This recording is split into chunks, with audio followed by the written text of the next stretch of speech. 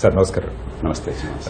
రాజకీయాల్లో చర్చ కీలకమైంది. ఇప్పుడు 5 రాష్ట్రాల ఎన్నికలు జరుగుతూ ఉన్నాయి, దేశం అంతా చర్చ జరుగుతూ ఉంది. ముఖ్యంగా బెంగాల్ ఎలక్షన్ కి సంబంధించి బహుశా రేపు బెంగాల్ పత్రికల్లో వస్తున్న శీర్షికలు ఏంటంటే బెంగాల్ ఎన్నిక దేశ భవిష్యత్తు నిర్ణయించబోతుందన్న దాకా వెళ్తా ఉంది. మీరు ఎప్పుడు చెప్తుంటారు ఈ ఉచిత హామీల గురించి, కానీ తమిళనాడులో ఈసారి కొత్తగా మీరు చూశారు, ఏకంగా వాషింగ్ మిషన్లు ఇచ్చేసారు. టీవీతో మొదలెట్టారు వాళ్ళే. తమిళనాడులోనే మొట్టమొదటిసారిగా మామూలు సంక్షేమం కాకుండా ఈ వినిమయ వస్తువులు అంటే ప్రభుత్వ నిర్వహణతో సంబంధం లేకుండా ఉచితంగా పంపిణీ చేయడం వల్ల తమిళనాడుతో ప్రారంభమైంది. ఆనాడే మీకు గుర్తున్న తర్వాత మనం ఎలక్షన్ కమిషన్తోనూ తర్వాత కోర్టులో కూడా చేపట్టాం. ఏ కారణంగా ఎలక్షన్ కమిషన్ మనకేదో మనం చెప్పాం కాబట్టి గట్టిగా కాదని లేక ఒక 3 పేజీలు ఉదాసీనంగా మేమేం చేయలేము, మీరు చెప్పింది కరెక్టే కానీ అని ఏదో సస్పెషన్ చేశారు. కోర్టు అప్పటి నుంచి ఎప్పటిదాకా పట్టించుకోలేదు. చివరికి ఇంటితో వద్దంటే ఆ టీవీలు ప్రారంభం, రేపు పొద్దున్న రెఫ్రిజిరేటర్లు, వాషింగ్ మెషిన్లు, ఇంకా ఏదైనా కావచ్చు. మంచి చెడు ఆ మార్గానికి పెడుతున్నాం. దానికి దీర్ఘకాలంగా మన పరిష్కారాలు. బంగారు ఒకటి సరే తాలిబొట్లు పుస్తులు అవి ఇస్తారు. అది కాక ఈసారి అదనంగా ఇంకొకటి జేపీ గారు మీరు ఈ నెల అకౌంట్లో వేశారు. ఇప్పటిదాకా దానికి ఏదో ఒక ఫిల్టర్ చేయడానికి ఒక మెకానిజం ఉండింది. ఇది 60 ఏళ్లు దాటిన వాళ్ళకి పెన్షన్ మరొకటి. ఈసారి ఏకంగా మహిళలందరికీ, గృహిణులందరికీ నెల 2000, 3000 అకౌంట్లో వేస్తాం అనేది ఒక పద్ధతి తమిళనాడులోనే ప్రవేశపెడుతున్నారు. ఏంటి వాటి పర్యవసానాలు? ఇక డైరెక్ట్ గా నెల ప్రభుత్వాలు అకౌంట్లు వేసే దగ్గరికి వెళ్ళిపోతాం. శ్రీనివాస్, మనకి ఈ సమస్య ఎక్కడి నుంచి వచ్చిందంటే 2 రకాలండి. ఒకటి, రాజ్యం తాను చేయాల్సిన పనుల్లో పూర్తిగా విఫలం అయిపోయింది.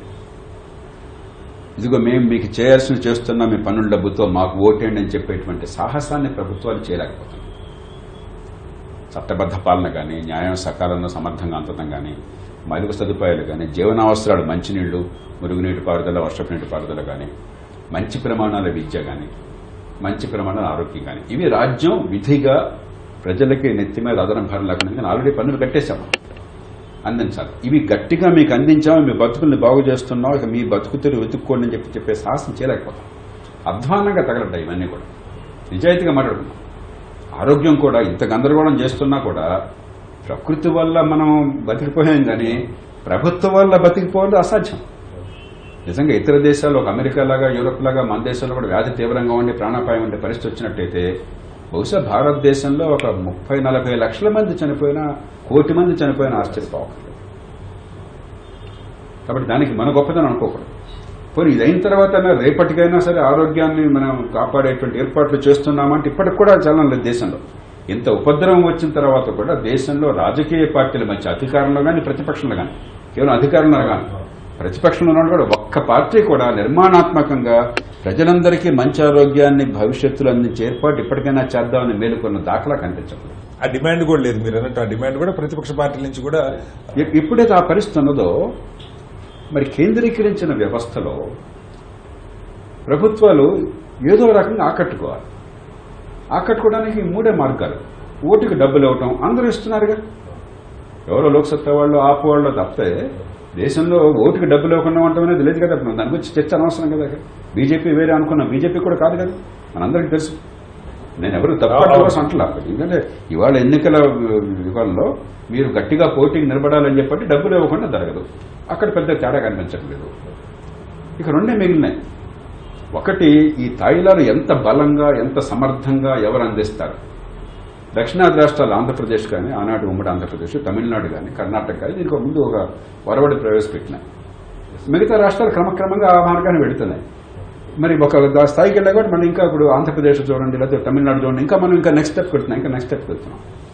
చివరికి ఏమైంది, అసలు రాజ్యం చేయాల్సిన పనులు కానీ, మౌలిక సదుపాయాలు కానీ అవి పూర్తిగా విస్మరించింటే రేపు పొద్దున ఆర్థికాభివృద్ధికి, ఉపాధి కల్పనకి, సంపద సృష్టికి ఏర్పాట్లను పూర్తిగా విస్మరించి జీతాలు ఇచ్చి ప్రజలకి జేబుల్లో డబ్బులు లేకపోతే సంక్షేమం చూపెడితే ఓట్లు వస్తాయి అనే పరిస్థితి మనం వచ్చేసాం.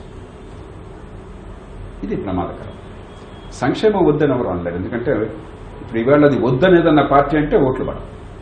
2, ఒక నిరుపేద దేశంలో ఈవేళ సమస్య కూడా పట్టించుకోవాలి.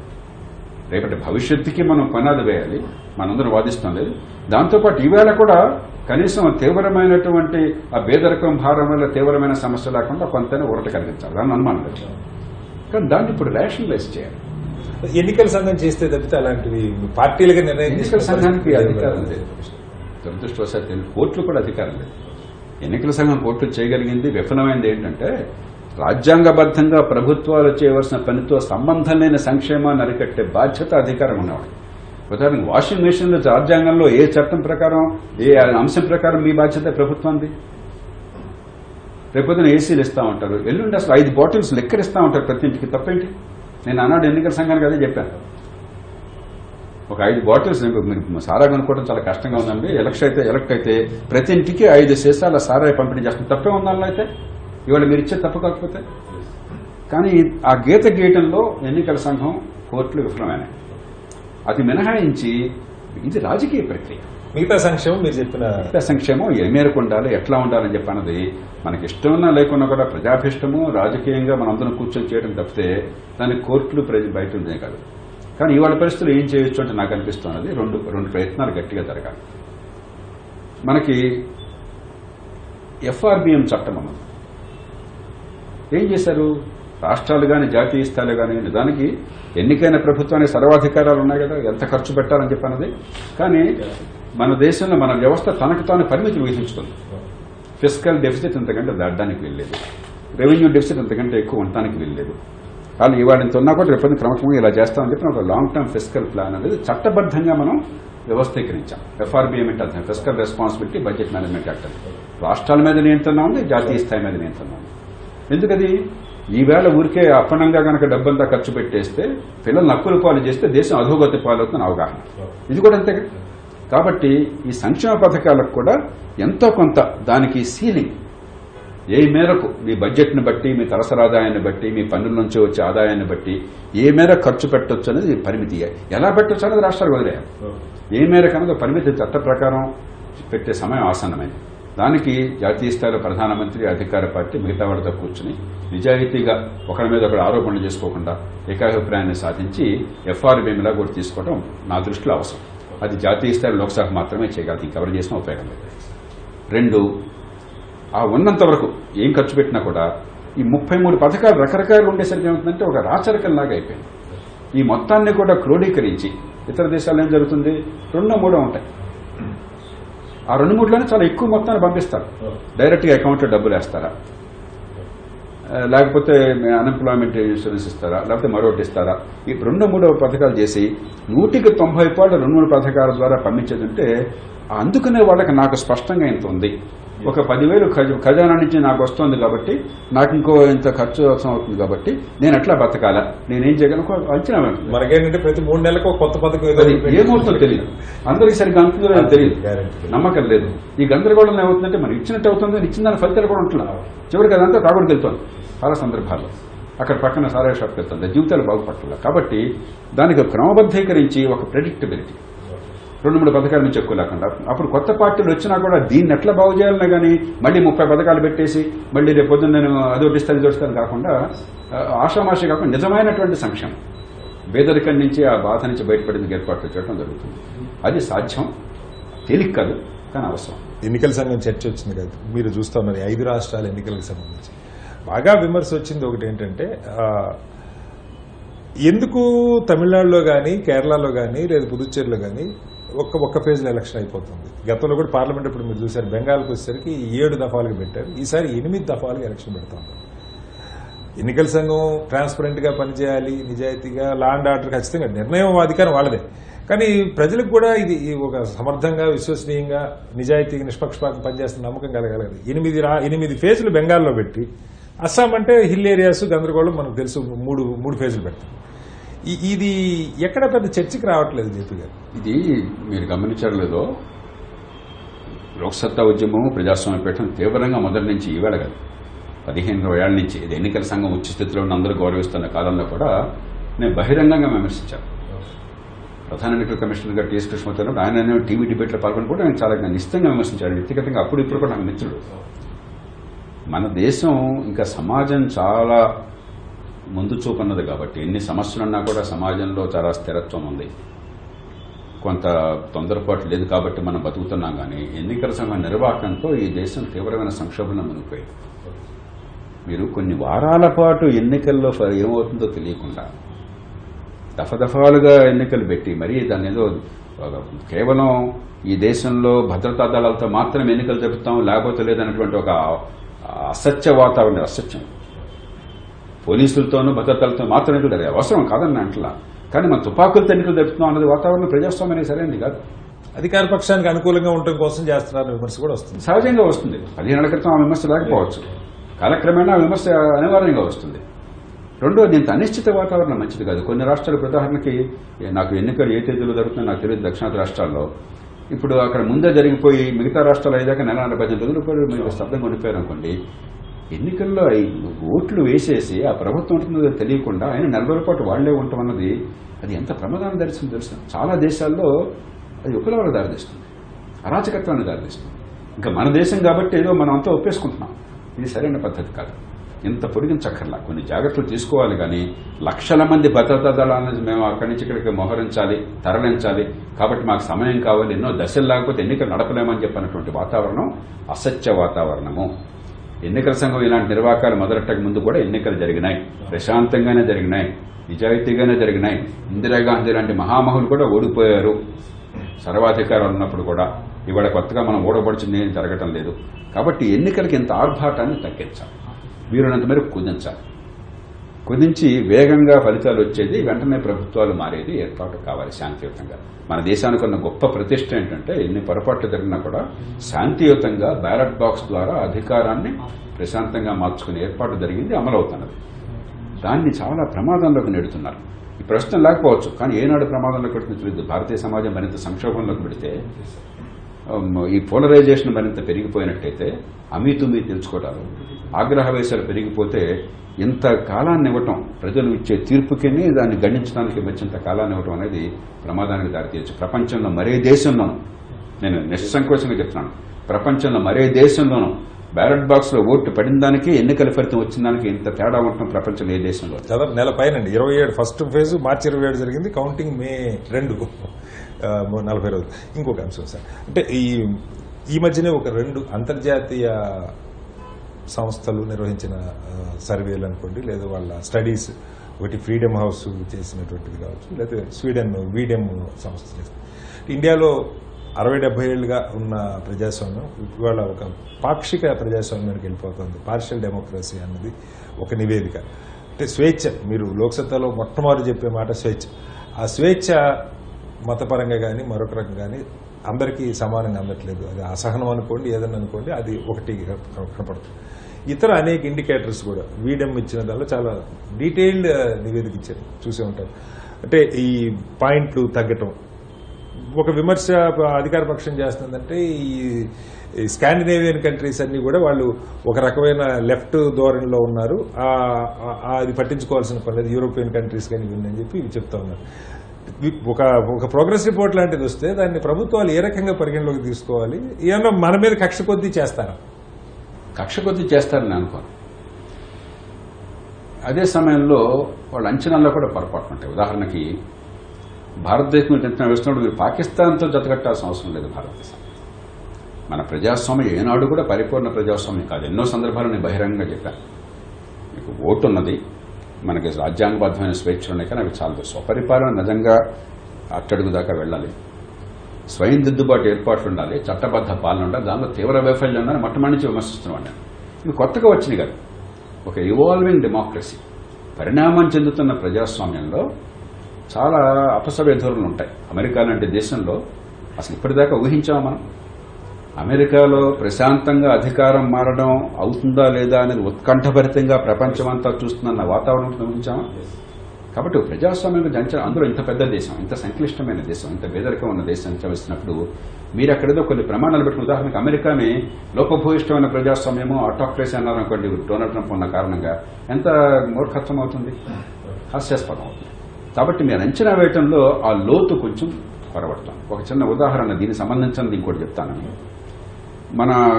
మన తోటి సంస్థ మన వల్ల ప్రేరేపితమై వాళ్ళు ఏడీఆర్ సంస్థ నేర చరిత్రల వివరాలు బయటపెట్టడం మొదలెట్టారు. మంచిదే, కానీ ఏం చేశారు వాళ్ళు?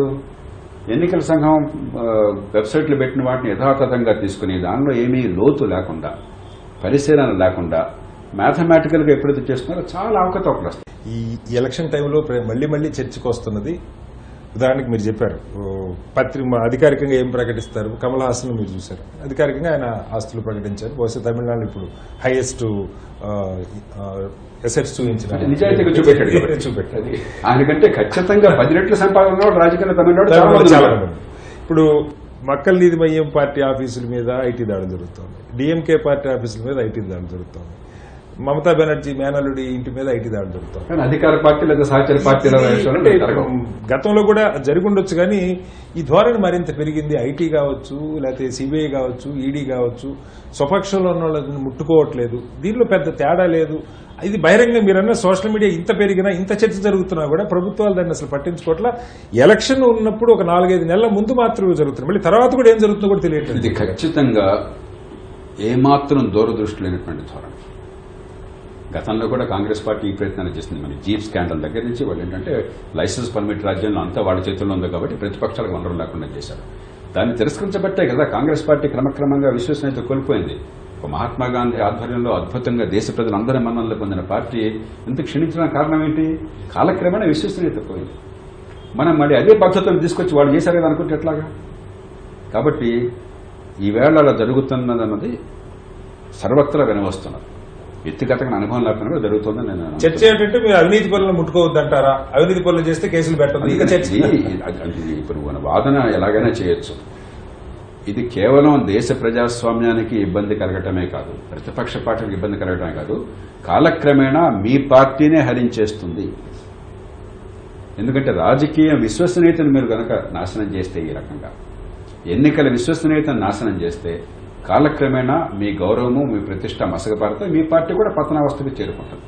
కాబట్టి ఇది పద్ధతి కాదు. నేను చాలా సవినయంగా మనవి చేస్తున్నాను భారతీయ జనతా పార్టీ నాయకుడికి, అగ్రస్థాయి ప్రధానమంత్రి దగ్గర నుంచి మిగతా వారందరికీ కూడా, ఈవేళ మీకు లాభం చేకూరుతుంది కదా అని ఈ పద్ధతులు చేపట్టినట్టయితే ధర్మము, న్యాయము, ప్రజాస్వామ్యం పక్కన పెట్టండి. కాలక్రమేణా ఇది ఆత్మహత్య సదృశ్యం అవుతుంది. మీలో చాలా మంది ఒక జీవితకాలం దేశం కోసం త్యాగం చేసిన వాళ్ళు, జైళ్లకు పోయిన వాళ్ళు, చాలా మంది పెళ్లిళ్లు కూడా చేసుకోకుండా మీరు నమ్మిన లక్ష్యాలకు అంకితమైన వాళ్ళు. ఆ లక్ష్యాలు మీరు అంగీకరించవచ్చు, అంగీకరించకపోవచ్చు, కానీ లక్ష్య శుద్ధితో మరి జీవితాన్ని త్యాగం చేయడం అనేది గొప్ప అపరూపమైన విషయం. అది తనకు మించిన లక్ష్యాన్ని ఎంచుకోవడం అన్నది. అలాంటిది కేవలం అధికారం కోసం పెనుగులాటగా దీన్ని మార్చేస్తే ఆ అధికారాన్ని ఎలాగైనా పొందొచ్చు, ఏదో రకంగా బ్యాలెట్ బాక్స్ లో ఓటు పడితే చాలు, దానికి మార్గాలు ఏమిటన్నది అనవసరం అని చెప్పిన పద్ధతి పాటించినట్టయితే కాలక్రమేణా చరిత్రలో మీ స్థానం చాలా ప్రమాదంలో పడుతుంది. మీరు కూడా ఒక పార్టీగా కూడా పతనం అవుతారు. ఈలోగా మిగతా సంస్థలను నేను కోరేది కొంచెం వెన్నెముక చూపెట్టండి. ఇన్కమ్ ట్యాక్స్ లో మీకు విజిలెన్స్ ఎన్ఫోర్స్మెంట్ కావచ్చు, లేకపోతే డిఆర్ఐ డిపార్ట్మెంట్ ఆఫ్ ఇంటెలిజెన్స్ కావచ్చు, ఎన్నికల సంఘం కావచ్చు, లేకపోతే ఇతర శాఖల అధికారులు కావచ్చు, కొంచెం వెన్నెముక చూపెట్టండి, కలేజా చూపెట్టండి, ఆత్మస్థైర్యాన్ని చూపెట్టండి. మీకు రాజ్యాంగం 311 అధికరణం కింద ప్రపంచంలో ఏ దేశంలో లేనంత మీకు భద్రత కల్పించింది, ఉద్యోగ భద్రత కల్పించింది.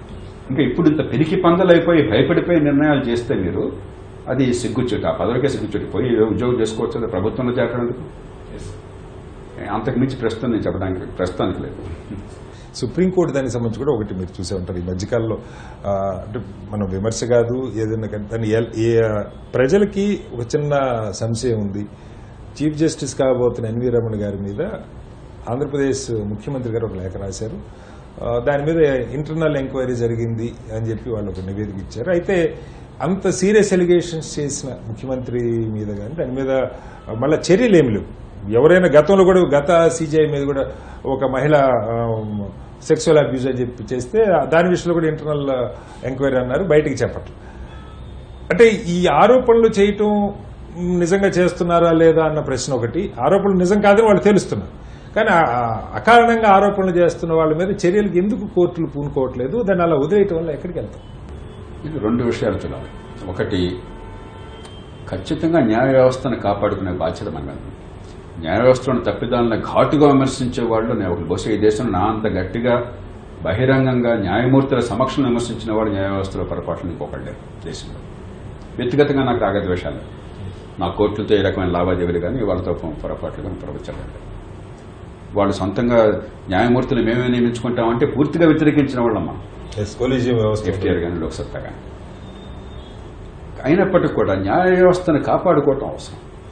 అంచేత బాధ్యతాయుత స్థానాల్లో ఉన్నవాళ్ళు, ఎన్నికైన ప్రభుత్వాలు కావచ్చు, ఎన్నికైన ప్రతినిధులు కావచ్చు, సహేతుకమైన విమర్శ కారణాలతో చేయొచ్చు, కానీ వ్యక్తిగతమైన ఆరోపణలు బహిరంగంగా చేయటం సమర్థనీయం కాదు. మనం ఎంతో కొంత నిగ్రహాన్ని పాటించాలి. లేకపోతే మామూలు రాజకీయంలో ఒకళ్ళొకడు దుమారం చేసుకుంటున్నట్టుగా నిజమైన అబద్దమైన బూతులు తెచ్చుకుంటే అది జరుగుతుంది, మంచి చెడు. న్యాయ వ్యవస్థకి లేకపోతే రాజ్యాంగ సంస్థలు కూడా ఆ రకంగా చేసినట్టయితే ఇక ఈ సమాజం నిలబడదు. ఎక్కడో చోట కొందరిని మనం అతీతంగా చూడాలి. రెండు, అదే సమయంలో వాళ్ళు జవాబుదారీగా ఉండాలి. వాళ్ళు మేమందరం పవిత్రమైన వాళ్ళం, మీరెవరు మాట్లాడడానికి చెప్పని బుకాయించిన ఉపయోగం లేదు. ఎక్కడ లోపం అన్నది శాశ్వత యంత్రాంగం ఒకటి లేదు. ఒకసారి హైకోర్టు న్యాయమూర్తి అయితే, సుప్రీంకోర్టు అక్కర్లా, హైకోర్టు న్యాయమూర్తి అయితే అసలు ఈ దేశంలో ఎవరిని ఏం చేయలేరు. పార్లమెంట్ ఉభయ సభల్లో అభిశంసన తీర్మానం ద్వారా 3/2 మెజారిటీతో మిమ్మల్ని తీసేస్తే తప్ప అది దేశంలో జరగలేదు ఇప్పటివరకు. బహుశా భవిష్యత్తులో జరుగుతుందనే విశ్వాసం కూడా లేదు చాలా కాలం పాటు. అంటే ఒకసారి మీరు కేవలం హైకోర్టు న్యాయమూర్తి అయితే ఈ దేశంలో ఒక 693 హైకోర్టు న్యాయమూర్తి ఉన్నారు. హైకోర్టు న్యాయమూర్తి అయితే మిమ్మల్ని ఎవడు ఏం చేయలేడని పరిస్థితి వచ్చేసింది. అది సరైన పద్ధతి కాదు. ఒకటి, శాశ్వత ప్రాతిపదికన ఓ పద్ధతి ప్రకారం ఆరోపణలు వస్తే దాన్ని బహిరంగంగా యాగి చేయాల్సిన అవసరం లేకుండా పారదర్శకంగా విచారించేటువంటి ఒక శాశ్వత యంత్రాంగం కావాలి. అదే judicial standards and accountability bill అని పెట్టారు. అది ఒక సభలో ఆమోదం పొందింది. కాలక్రమేణా దాన్ని పక్కన పెట్టారు, కాలగ్రహణ బట్టి దోషం లేదు, దాన్ని పట్టించుకోవట్లేదు.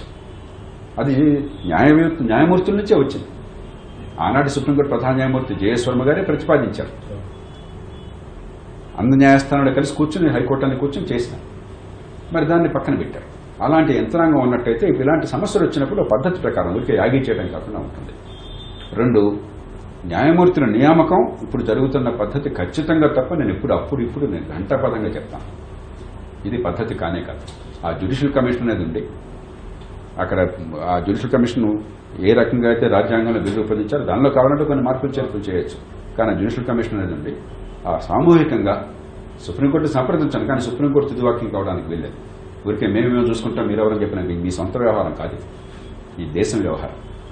అలాగే తొలగింపుకు కూడా ప్రస్తుతం ఉన్నటువంటి అధికారం ఉపయోగపడడం లేదు. కాబట్టి మరి వేరే మార్గాన్ని ఈ జ్యుడిషియల్ కమిషన్ ద్వారా మరో మార్గం ద్వారా చేయడానికి అవకాశం ఉందా? అంత తేలికైన విషయం కాదు, కొంత ఆలోచన చేయాలి.